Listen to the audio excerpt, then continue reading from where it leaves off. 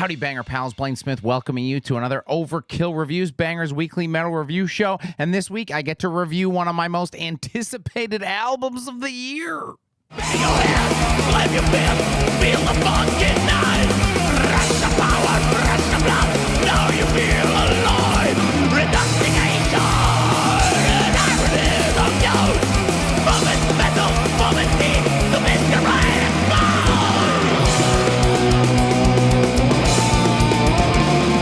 Keep it still, climbing up. The fortune melted. Oh boy, it's the new album from BÜTCHER called On Fowl of Tyrant, Wing, whatever the hell that means. It came out October 25th on Osmose Productions. BÜTCHER are a Belgian band. Technically, they formed in 2002, but then they broke up in 2007. They reformed in 2014. They released an album a couple years after. But look, 2020 was really their year, though. And I do have to admit, I made a mistake. Shocking, I know. I didn't think that was possible. But 2020 saw the release of 666 Goats Carry My Chariot, and I picked another record over it for Metal Monthly. Well, the other record is still great, and I'm not going to throw that band under the bus here. 666 Goats really has had pretty wild staying power in people's hearts and minds. So let's see if the boys have done it again. Look, you know, I hate to give singers any credit. They get enough as it is. Those egos don't need my help, but it's got to be said, the first thing jumping off the record at you is our Hellshrieker's vocals, which I guess one would hope with a name choice like that. His real name is Ruben Lutz, which is actually a pretty good metal name as it is. I'm not sure what it is about it, but it's got something. It sort of sounds like Lionel Hutz. Care to join me in a belt of scotch? So if you're upgrading to our Hellshrieker, you better have the goods. And yes, we have the meat. He thoroughly crushes the standard speed metal vocals, and honestly, I think he can wear the hat of best modern speed metal vocalist. And if he's not the best, he should be the template on which others are judged. Our reference grade frontman. We'll keep him in a little case in a vault in Europe and just take him out to measure other vocalists up to and make sure they're in line. He checks all the boxes that you want in speed metal. His primary style has a great gravelly rasp to it. He does the classic rolling of R's, and he's got that tinge of an accent that I love in a speed metal singer. I say primary vocal style because he also switches to some mentally unstable highs to add range, and I don't know if they're mixed this way or if he's regulating his own volume by adjusting regulating his volume by moving the mic further from his mouth at these moments, but they have a sound like they're in the distance, and it adds a ton of texture. We've also got a whole bag of tricks he goes into and busts out little touches to keep the record constantly compelling. Like, what the hell is this? I love it.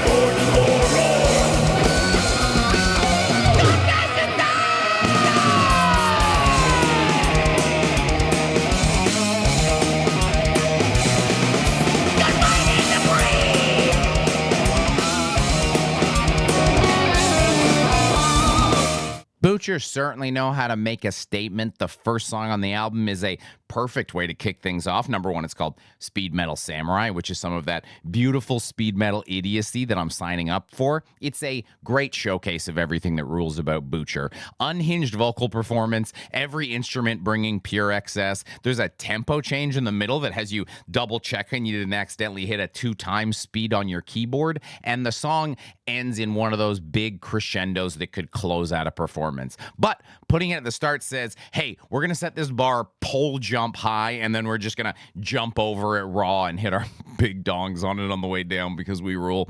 What happened here, Coach Judy? Sorry, that'll never not be funny. So how do you follow that? Well, just a quick guitar solo to open the next track that's so decadent it would make Caligula say, hey, well, are we sure about this, guys? Before gang vocals on the track put him in his place. The record opens too strong to not love the whole thing. Even if they just stuck a big turd in the middle, spoiler, they don't. There's so much constantly happening that the first 4 tracks fly by. I'm actually surprised they're between 4 and 5 minutes long. They rip. Seriously, listen to how fast they get up to in Speed Metal Samurai.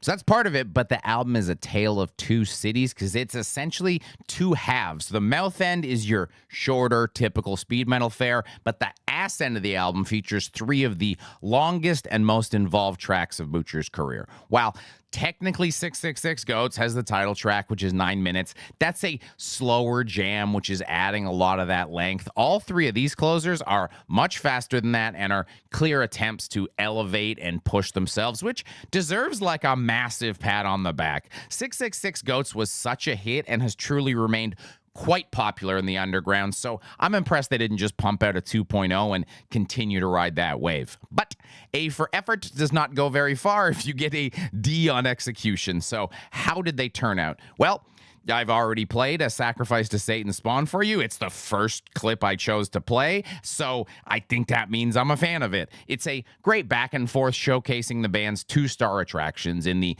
aforementioned fun with our Hell Shrieker, but he frequently takes a backseat to let KK Ripper, rip. Oh, that's got to be where he got the name from. Duh.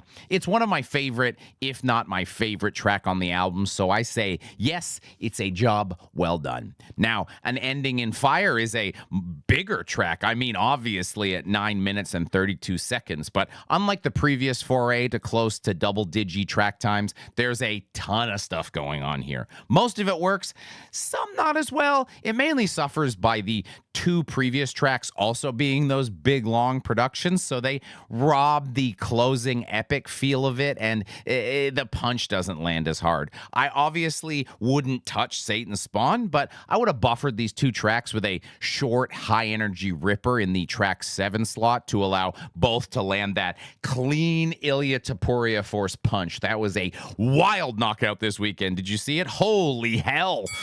Speaking of knockouts, I don't have to speak about anything here because we're a YouTube video without ads. Can you believe it? How is that even possible? Well, we do have a little Patreon campaign. You can toss us a couple bucks. I can keep talking to you about metal and not about VPN. So yeah, support us if you can. Otherwise, just, a quick like, comment, and subscribe goes a long way.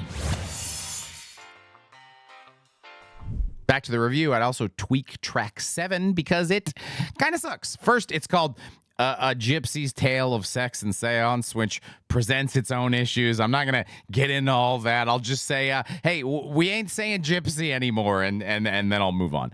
My real issue here is the decision to have Hell Shrieker switch to basically death metal growls for the majority of the track. He certainly can do it. It's not a lack of ability. I just don't get why he would do it. I dedicated a whole section to how special of a vocalist he is, so it really robs the track of one of its best assets and replaces it with a pretty standard death metal performance. It's super exaggerated how flat it is compared to his normal, wildly dynamic performance. If you make that trade in your fantasy football pool, you are cooked. There's also kind of like a generic sitar in the background intro and outroing the track. It's just a cut that doesn't live up to the BÜTCHER standard. Thankfully, though, it's still them, and they can't help but be BÜTCHER. So towards the end, we do get this fun little vocal section. It also leads into more growls, so you can see the contrast between what we're missing and what we got.